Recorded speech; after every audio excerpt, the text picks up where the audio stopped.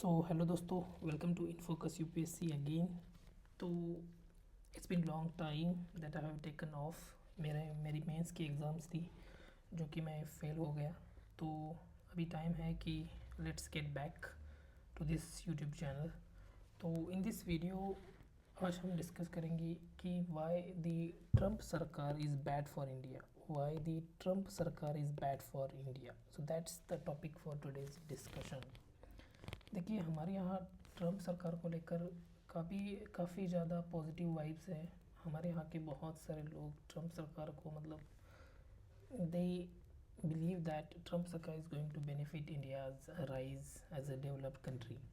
But ऐसा कुछ होने वाला है नहीं, बिकॉज ट्रम्प सरकार की पॉलिसीज़ जो है काफ़ी एंटी ग्लोबलाइजेशन है, काफ़ी एंटी इंडिया भी है। उसका जो टोन है वो एंटी चाइना ज़रूर आपको you can see that tone as anti China, but इसका इम्पैक्ट भी इंडिया पे होने वाला है। तो what kind of impact it will have on India is we are going to see that in coming future. But the policies that we can see from his previous term will going to he is going to follow them in this term also. So definitely we will have to look for more development in coming year. But in my opinion, Trump Sarkar is going to affect badly in terms of India's foreign prospect or India's rise as a global leader. तो let's discuss की कैसे Trump सरकार की policies India के लिए policies are bad for India.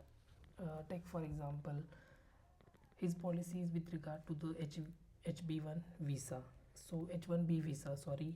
So H1B visas, basically India is the largest exporter of its manpower. We know we are the youngest country in the world. We have largest number of engineers and doctors. We are exporting them, and they are sending us back remittances. We are the largest importer. We are the largest receiver of the remittances, right? And in somehow we are the remittances are helping us to pay export bill also. So as we are seeing that Trump is mostly inward looking. He wants to make America great again, and in his ambition to make America great again, he is basically uh, focusing on Atmanirbhar America kind of thing. He wants every industry to open their bases in America. They want production lines to be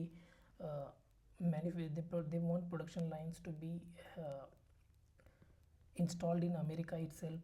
They do not want, because Trump नहीं चाहता कि जो production process है वो किसी और country में establish हो। तो he is trying to call back American businesses which are exporting their production process outside the America. अब वो काफ़ी ज़्यादा अफेक्ट करने वाली है इंडिया को, because we wanted to exploit China plus right, China +1 जो हमारी स्ट्रैटेजी थी।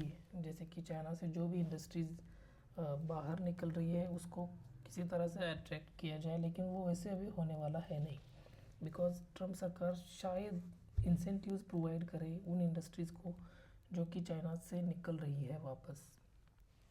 तो वो एक बात है। दूसरी बात ये है कि जो एनवायरमेंटल पैक्ट है ग्लोबली, उस पे ट्रम्प सरकार likely to withdraw from those environmental pact, which is also going to affect India's energy ambitions, India's renewable energy ambitions.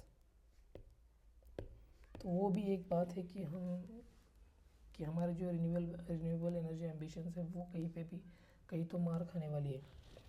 तीसरी इम्पोर्टेंट चीज़ है कि जो ईरान को लेकर ट्रम्प सरकार का रवैया है वो काफ़ी एडवर्स रवैया है, is very very anti Iran.